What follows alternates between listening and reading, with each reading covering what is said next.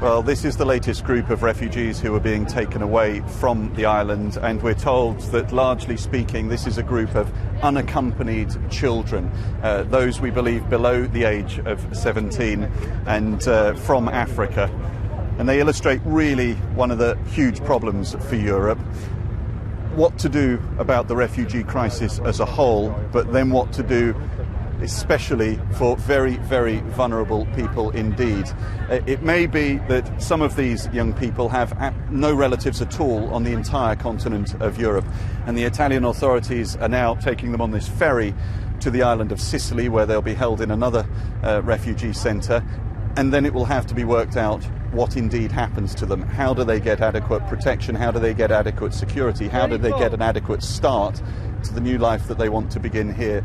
We're told by charity workers it's often quite difficult with young children because they form tight bonds on their journeys over to Europe, and they form tight networks when they're in the camps when they arrive.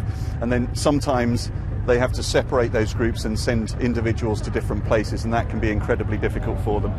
There are some more who are just going onto the boat at the moment. Every single refugee who arrives here in Europe, of course, is vulnerable, but these are among the more vulnerable.